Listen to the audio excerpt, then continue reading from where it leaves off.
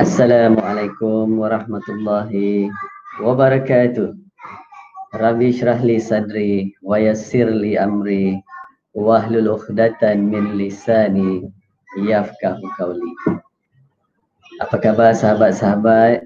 Saya doakan semoga kita semuanya dalam keadaan sihat walafiat, semua dalam lindungan oleh Allah Subhanahu wa taala, dan dalam bulan yang berkah ini, di dalam hari yang mulia ini, kita semuanya mendapatkan keampunan, maghfirah daripada Allah Subhanahu wa taala. Semoga kita menjadi insan yang terbaik. Amin ya rabbal alamin. Jadi sahabat-sahabat semuanya, apa yang anda sedang lakukan di hari Jumaat ni? Jadi kita nak membincangkan 14 langkah-langkah entrepreneurship gaya Rasulullah sallallahu alaihi wasallam. So sahabat-sahabat semuanya, ada yang bersama-sama dengan kita pada pagi hari ini. Anda boleh komen di bawah tersebut untuk saya untuk memastikan sama ada sound system kita dapat didengar dengan baik ataupun visual sekeliling kita dapat dilihat dengan jelas. Jadi boleh komen di bawah tu jelas, ya. Okay, thank you very much. Okay, so sekarang kita sedang membincangkan 14 langkah-langkah entrepreneurship gaya Rasulullah sallallahu alaihi wasallam. Jadi siapa yang bersama dengan kita pada pagi hari ini boleh komen, saya nak sihat, saya nak mencontohi gaya Rasulullah membangunkan bisnes. Alright, jadi sahabat-sahabat semuanya, di hari Jumaat yang penuh dengan keberkatan ni, marilah kita sama-sama mulakan pertemuan pagi kita ni dengan surah Al-Fatihah.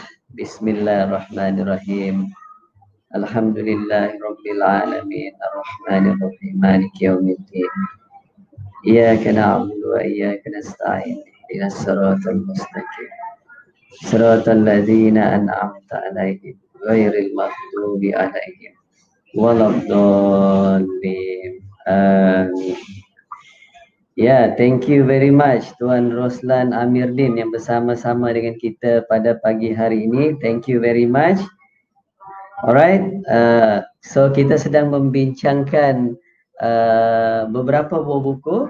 Saya ada 3 rujukan buku yang kita telaah, yang kita study, iaitu salah satu buku berkaitan dengan Rasulullah Business School. Buku ini ditulis oleh penulis buku daripada Indonesia, seorang usahawan dan seorang ustaz, mempunyai lebih kurang 530 muka surat, dan kita baru membincangkan salah satu bab di dalam buku ini yang bertajuk 14 langkah-langkah bagaimana Rasulullah membangun bisnes, bagaimana Rasulullah, ciri-ciri Rasulullah membentuk struktur bisnes.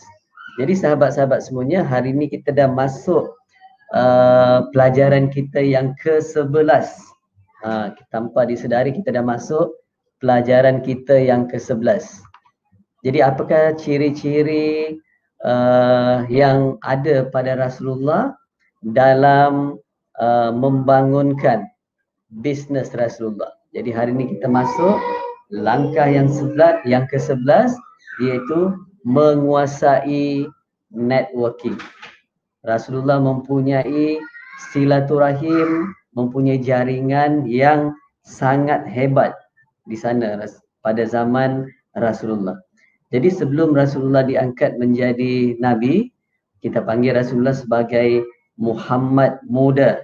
Thank you very much Tuan Roslan Amirdin. Ya, alright. Kepada sahabat-sahabat yang bersama dengan kita, kita akan bincangkan hari ini langkah yang ke-11, iaitu Rasulullah menguasai jaringannya.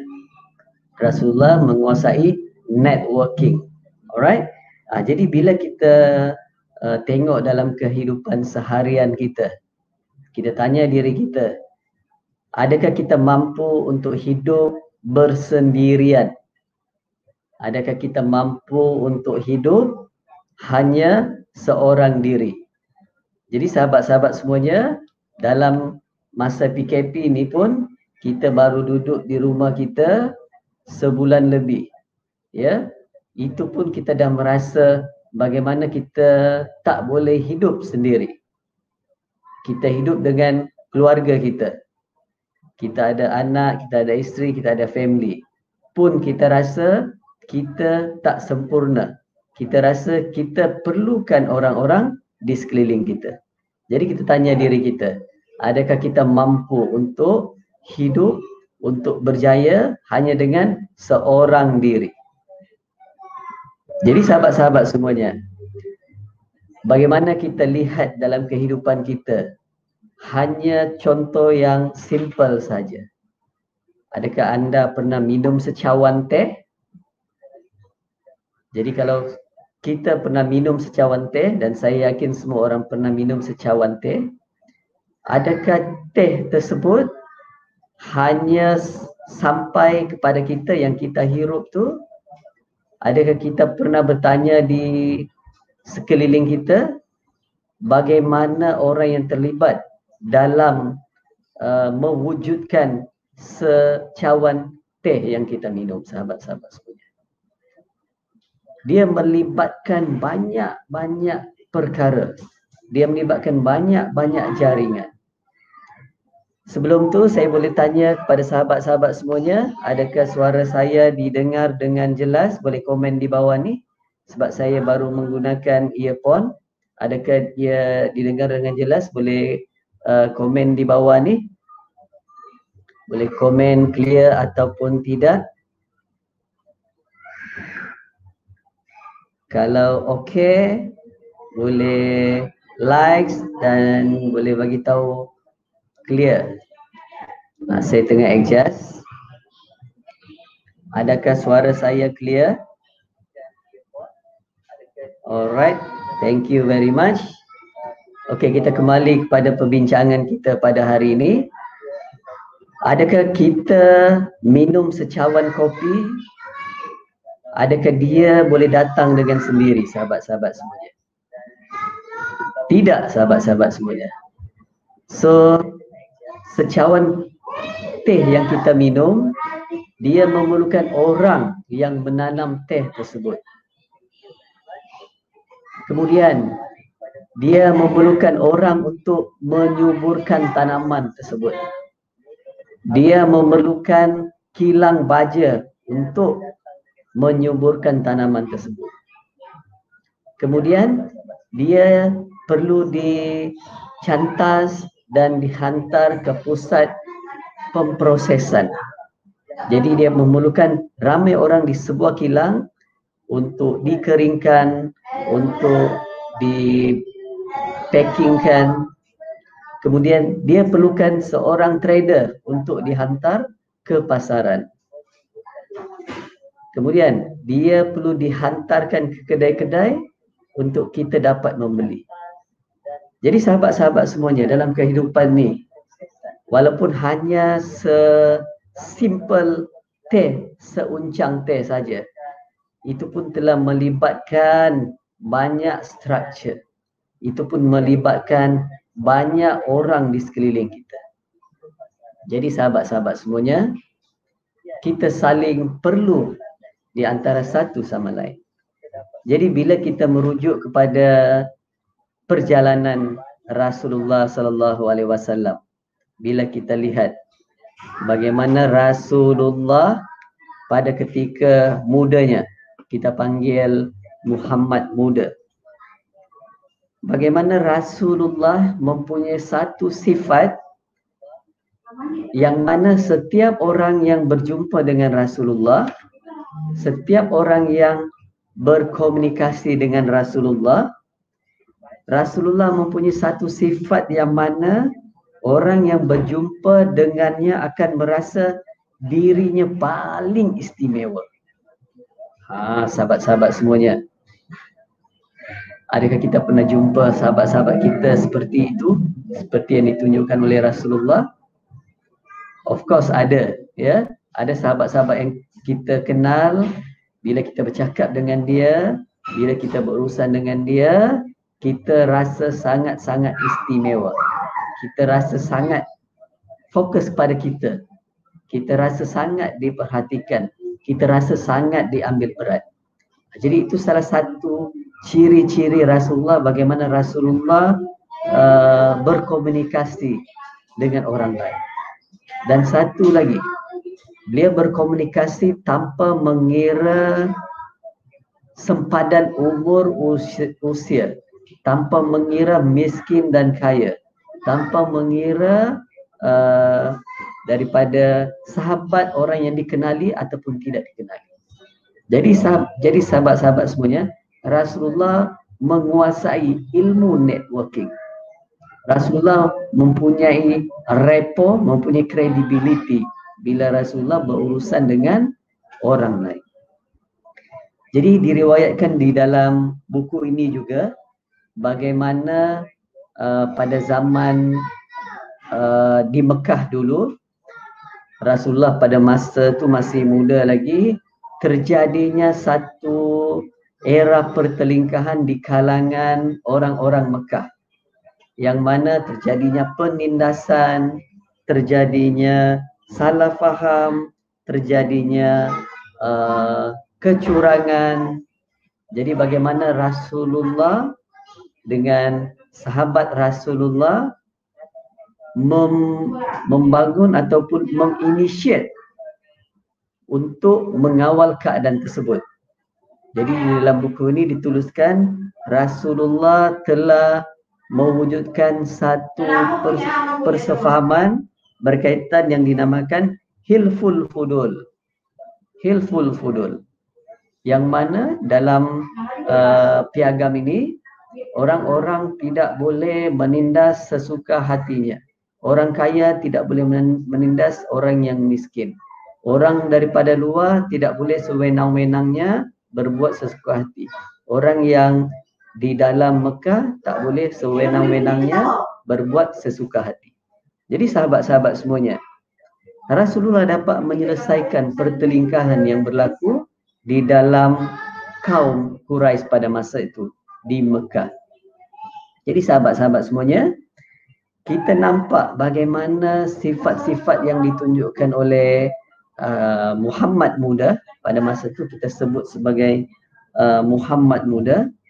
Bagaimana Rasulullah boleh mewujudkan rasa saling tolong menolong di antara kaum-kaumnya. Dapat mencipta suasana berkasih sayang dan suasana menghormati tanpa membeza-bezakan. Jadi kita lihat di sini bagaimana Rasulullah membangunkan credibility, membangunkan kepercayaan Rasulullah. Jadi sahabat-sahabat semuanya, apa yang kita boleh dapat pelajari di sini adalah bagaimana Rasulullah membangunkan bisnes dengan mewujudkan networking yang Rasulullah ada. Jadi sebelum Rasulullah diangkat menjadi Nabi juga, Rasulullah telah mempunyai sifat-sifat Al-Amin, mempunyai sifat-sifat yang sangat dipercayai.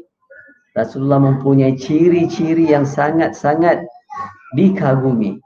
Sesiapa saja yang berurusan dengan Rasulullah rasa seolah diri dia sangat-sangat istimewa. Di dalam buku Sirah Nabawiyah, bagaimana Rasulullah menunjukkan adab ketika berurusan dengan orang lain. Rasulullah tidak pernah hanya memalingkan muka saja bila bercakap dengan orang lain.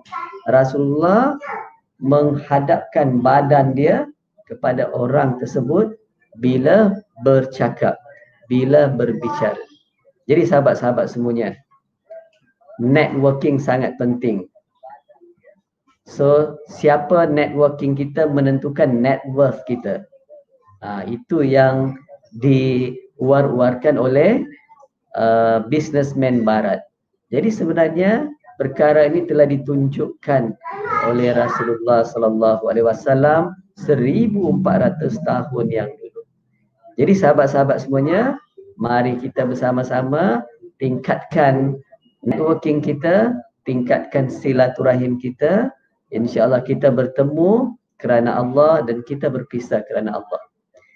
So sahabat-sahabat semuanya, terima kasih kepada anda yang bersama-sama dengan kita. Kita sedang membincangkan tentang 14 langkah-langkah bagaimana Rasulullah membangun bisnes. Bagaimana ciri-ciri Rasulullah menyediakan struktur bisnes.